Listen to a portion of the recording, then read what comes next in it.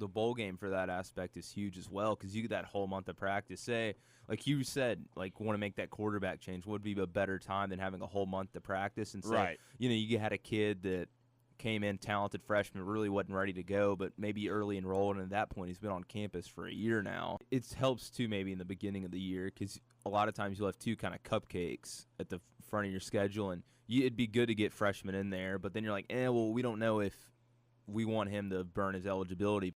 With Shea Patterson, when Chad Kelly got hurt, Right. he had there were only 2 games left, I think, in the regular season when Kelly went down his senior year and Shea Patterson was planning on redshirting.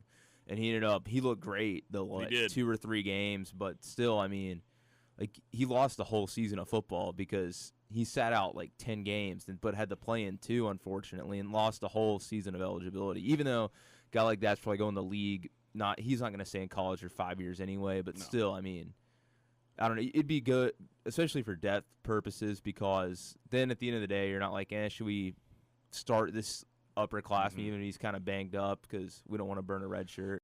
I remember watching that Rose Bowl where him and McSorley were kind of going at each other. That was 2 years ago, and I was like, man, this Darnold guy, he's great. awesome. And then watching him, he was good kind of in the big moments. Remember that Texas game? He was huge in overtime and everything and won them that game.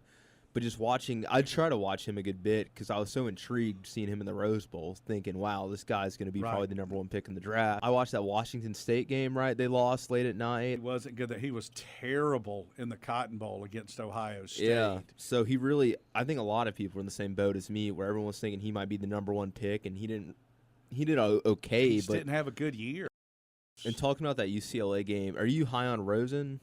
I like Rosen better. Because you watched that game. You saw there was a big gap between the two where Darnold might have the talent, the intangible Rosen's stuff. more polished. But Rosen, you could see, going into this season, I think, to me, it'd surprise me if Rosen isn't the best quarterback in this class. And I think he went to a great team with a great coach. I do too. And you could see in that game that he looks so much more ready. Where Darnold, he might be good in a couple of years. But right now, you could see that really they were on 2 different levels.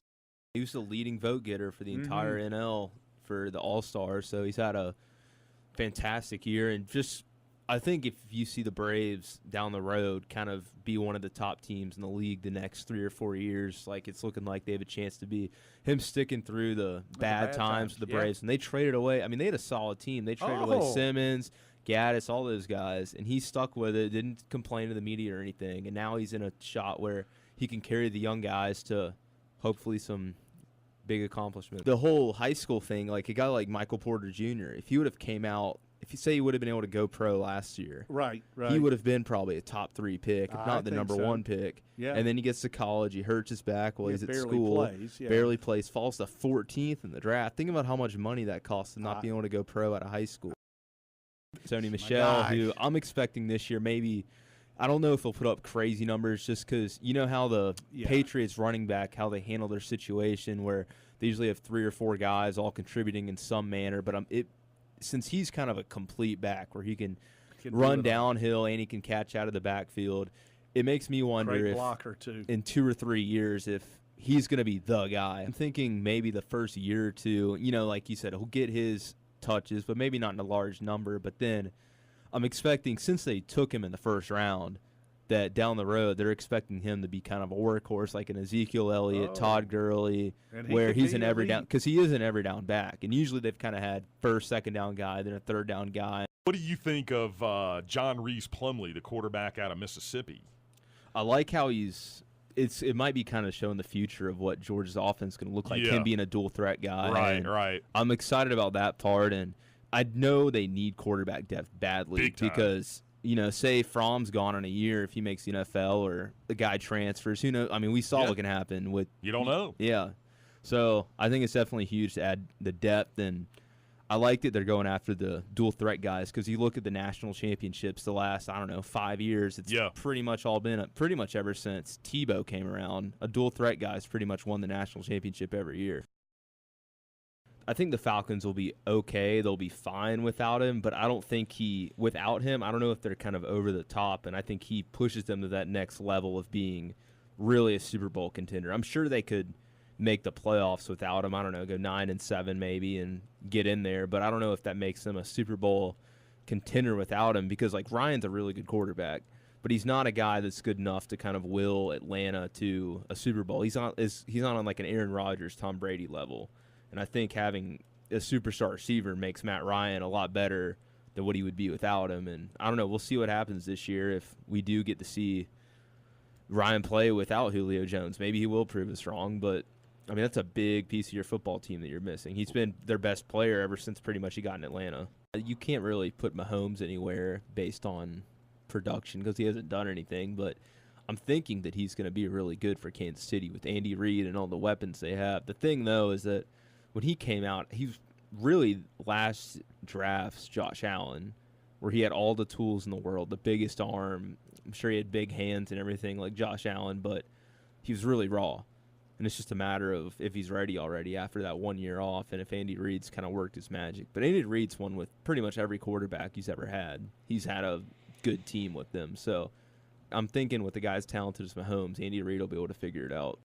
Grady Jarrett's 4-year, $2.5 million. The problem is, say you give Julio a 5-year extension with way better money, you're not going to be able to sign a lot of these guys on defense. This is one of the cons. I mean, Takk McKinley, if he ends up being one of the best players, he's making 4 years, $10.21 million right now. And that's one of the cons of drafting as well the Falcons have drafted is that you get these guys, and they're really good the first couple of years for what they're making, but then it happened in Seattle. All the guys that are on their rookie deals are going to be wanting to make a lot more than what they were making before, and you got to figure out what you're going to sacrifice. In Seattle, they sacrificed their offensive line, and then everything kind of fell apart from there. Now their defense is falling apart as well. I definitely think you can make an argument for a couple Georgia players. I felt like Andrew Thomas, I think you can make an argument he should be first team. But who do you take off? Yeah, a couple other guys, but looking at it, Greg Little's probably a first-round pick on the line. Ivy's probably a first-round pick.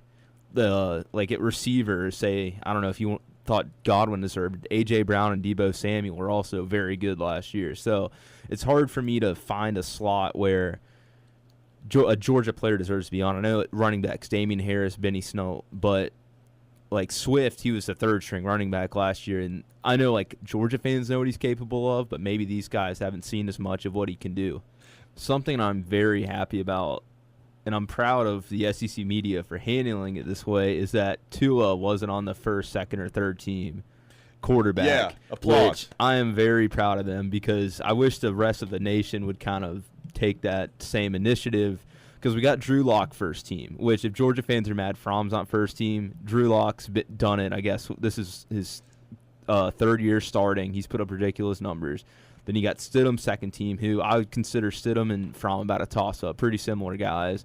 And then, yeah, Fromm was named to the third team alongside Nick Fitzgerald. But all four of these guys are way more accomplished than Tua is. I'll see, like, on Twitter, some people be like, stars don't matter, and they'll show, like, stats of, the NFL has so many 3-star unrated guys in the league, stuff like that. But when you look at it in college football, who's been the most dominant two programs the last 3 or 4 years? It's been Bama and Clemson. And who's had the number one in Ohio State? And who's had top 5 recruiting classes every year? Bama, Clemson, and Ohio State.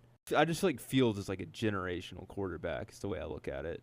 Okay. Like I feel like he could be like Cam Newton, where, I don't know, Fromm, I've heard a lot of people compare him to Aaron Murray, and he might be better than Aaron Murray with a better roster. And, yeah, I think you could definitely win a national title with him. But I feel like Fields could take a less talented team than what Georgia has now, and if he's what many expect him to be, even a less talented team than Georgia has right now, I feel like he could get them in the playoff hunt.